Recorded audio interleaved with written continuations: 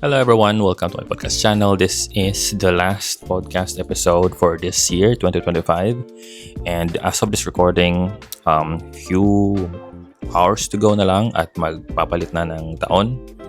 So this podcast episode is more about thank you episode, and at the same time checking how's our goal for 2025, if na gawa ba natin yung mga goals natin that we set when we started the year. So let's start.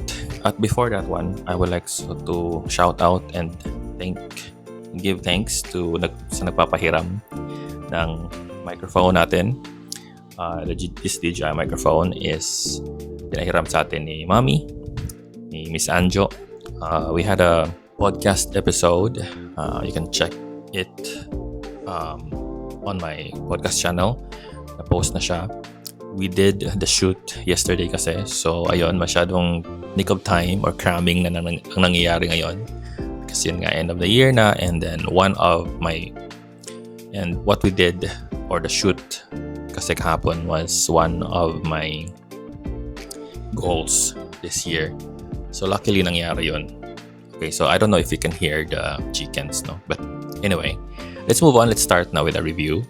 But before that, of course, I would like to thank everyone sa mga nag-support sa akin. I did check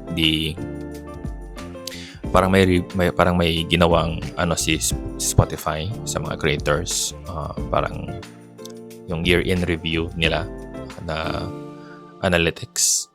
And so far, I'm very happy because according right there sa analytics nila is naragdagan tayo ng 50% na mga followers or subscribers. So thank you for those subscribe or follow my podcast channel. Thank you so much, guys.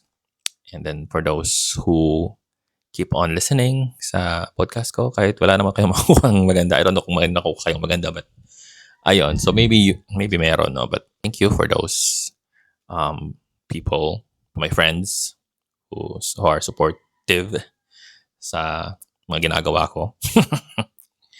So ayun. Anyway, so let's start now with year-in review din based on our goals. Let's our goals.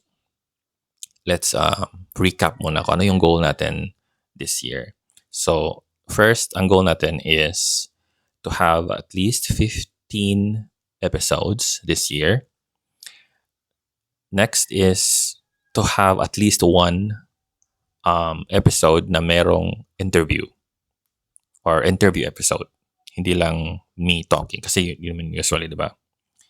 And then next is migrate or disconnect RSS feed sa pagsisync sa YouTube.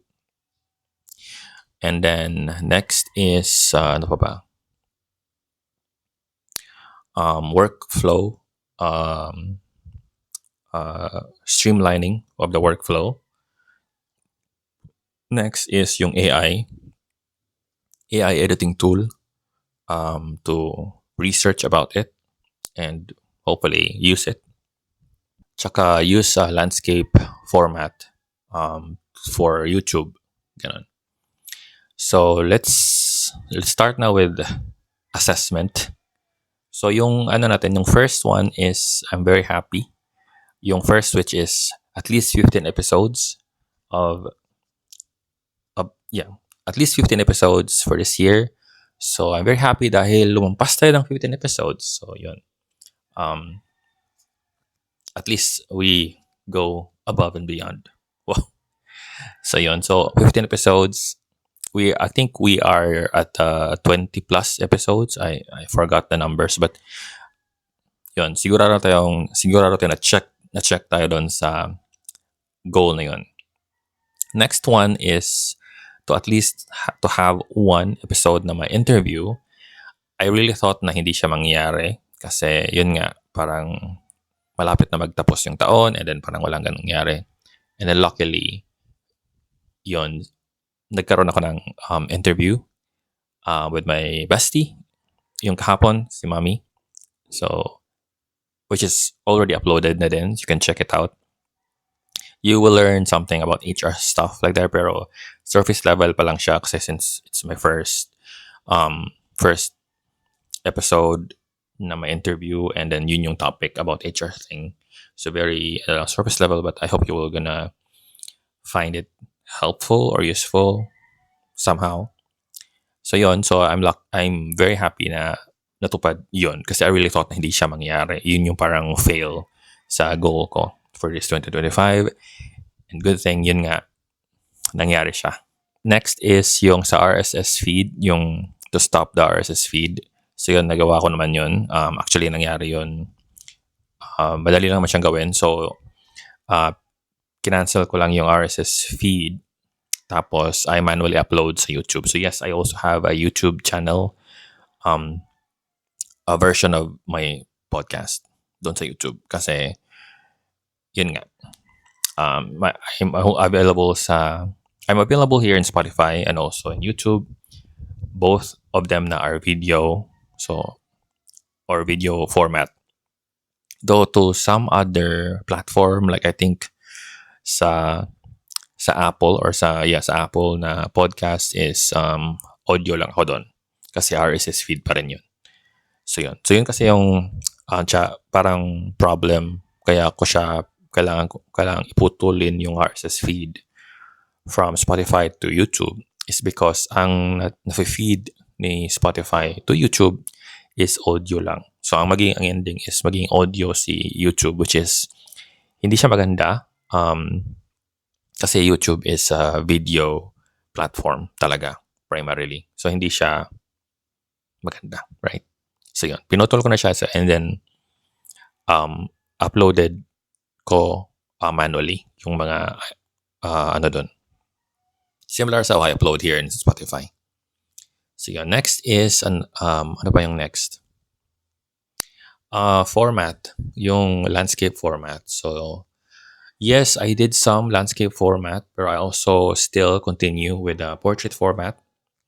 It's because Spotify kasi, sa Spotify na interface, usually kasi Spotify kasi is mobile first, right? So, since mobile first siya and most of the mobile users are using or consuming the content in portrait format. So, ganun. Kasi pag landscape, hindi maganda sa Spotify pag landscape. Unlike sa YouTube na, mayroon kasi mga nangyayari sa YouTube, right? So, half of your screen, may mga nangyayari, may mga likes, may mga comments, ganun. And then, other mga buttons, ganun. So, parang aesthetically pleasing siya tingnan even if naka-portrait yung the way you look at your phone. Ganun. Parang it's still okay. Pero sa Spotify kasi is meron siyang black sa upper and lower sa pag nagko-consume ka. So, hindi siya maganda tingnan. So, I sparingly use landscape. Yun. Pero of course, pag like what happened yesterday yung sa interview portion ko, of course, naka-landscape yun since dalawa kami. Kailangan naming mag-fit in one frame. So, yun. By default, landscape talaga pag So, I think I have to continue that one. I will still sparingly use landscape and portrait. Depende sa content. So, if it's just a talking head like this one, I'll probably use portrait. But if it requires me to be on the same frame, so landscape. So, I don't know if sa Spotify is still possible ba na parang you can, even if naka-landscape format is, pwede mo siyang i-force to portrait. Like, if in user's perspective, if that's possible, so I might go with, depende, I might go with landscape most of the time, if that's possible. But as of now, kasi parang feeling ko hindi. They are really catering sa portrait na format. So, yun. So, with that goal for 2025, I can say na I checked that one din naman since I have landscapes videos. Okay, so next is ano bang next? Next is yung workflow. I think this one is, I can say na failure tayo dito because ganun pa rin yung workflow ko, wala naman nagbago. Hindi siya na streamline. So I think we will move that goal sa next year. We will still continue looking for a better workflow. I think I already have something in mind for that one. Pero somehow I can say na in terms of editing, hindi na ako masyadong siguro nasanay na ako sa the way I talk. So parang may mga things na I have to be forgiving sa sarili. So, you probably notice it na parang hindi, may mga errors na. I'm going to compare my podcast episodes no 2024 and 2025. You'll notice na may maraming errors ka nang mapapansin sa 2025, while sa 2024 naman is maraming mga cut. So, yun. Yung mga cut kasi yung parang, during editing kasi yung talagang will really take a lot of ang tawag yan, time and effort. Talagang hindi siya may nakita kong mga AI tools but hindi siya ganun pa-perfect. I mean, hindi siya nag-fit sa gusto ko. So ayun. So speaking of AI, so yun nga, may nakita naman ako ng mga AI tools. So, sa mga research ko. So, somehow, that goal is check naman, but it's just that I'm not using it. Kasi yun nga, hindi pa ganun ka-perfect yung mga nakita kong AI. Kasi usually it's meant for English language. So, since yung language ko naman is Filipino, so hindi nila nagigets yung parang, hindi pa niya nagigets correctly kung ano yung mga ums, mga as, in a Filipino, ano tawag nun sa Filipino na way. So may mga, kasi naka-Filipino ako nga, di ba? So may mga salita na nakakat niya kahit hindi naman dapat i-cut. Kasi feeling niya it's an or it's a feeling niya it's a filler. Pero yun. So yun, minamanual ko pa din. So I'm not using AI as of now. Pero I have plans to use AI in some other areas for next year. Ibang eksena. But for this podcast, for this channel, I might not use AI muna. We'll still stick with manualism. So yun. So yeah, somehow that AI tool research is a check. Hindi ko lang siya ginagamit. So I think that's all. Nakalimutan ko na yung ibang parang na-cover naman natin lahat, 'di ba? Pero so far, I think I can say na mga nasa 90% lang tayo. Hindi tayo 100% reach our goal or our goals this year. Pero I'm still happy na the majority, yung pinaka-main talaga, yung first is to pinaka parang for me matrabaho na goal is that number of episodes at saka yung having an interview. Kasi yung other goals is madali lang naman yun achievable naman yun.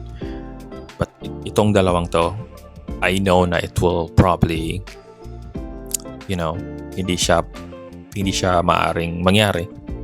But luckily and fortunately, it happened. So I'm so happy na nangyari. Yun nga. May interview na tayo, plus lumpas pa tayo sa set natin na number of episodes. So yun. That's it, Pansit. So see you on the next episode, and Happy New Year to everyone. And see you next year. Alright. Byeers.